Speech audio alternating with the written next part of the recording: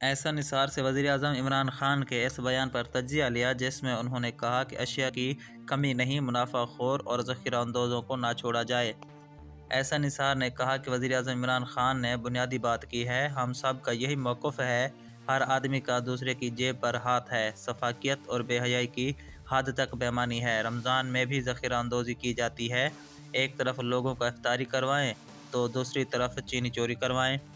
میزبان نے بلاول بھٹو زرداری کے بیان کے حوالے سے بات کی جس پر انہوں نے ایسا نثار نے کہا کہ بلاول بھٹو کا عمران خان کو اس صدی کا بحران قرار دینے کا بیان فضول ہے۔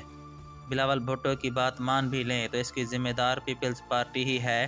نون لیگ پیپلز پارٹی کی نالائکی کی پیداوار ہے تو پی ٹی آئی ان دونوں جماعتوں کی نالائکی کی پیداوار پی ٹی آئی ہے۔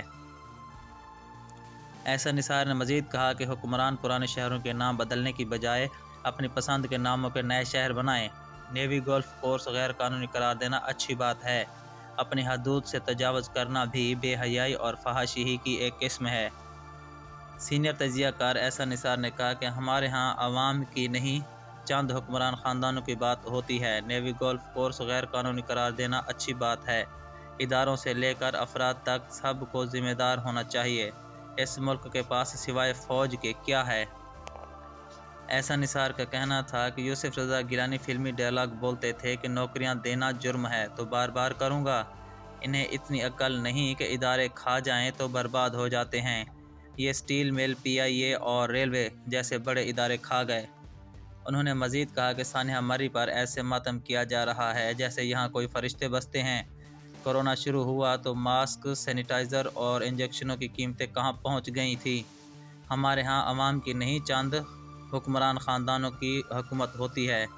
مری میں برف بچھا کر گاڑیوں سے پیسے لیے جاتے ہیں تو لاہور میں سڑک پر کیلیں بکھیر کر گاڑیاں پنچر کر دی جاتی ہیں۔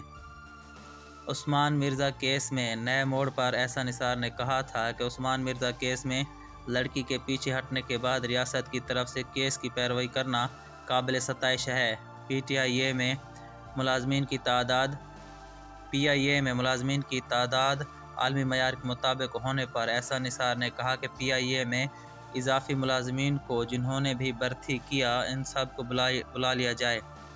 قومی اسمبلی کی قیمہ کمیٹی میں اپنی طلبی پر ایسا نثار کا کہنا تھا کہ قیمہ کمیٹی کو پیغام دیتا ہوں کہ میں نہیں آؤں گا، پولیس کے ذریعے اٹھواؤ، دوسری بات خود میرے پاس آئیں اور رزق حلال کھائیں۔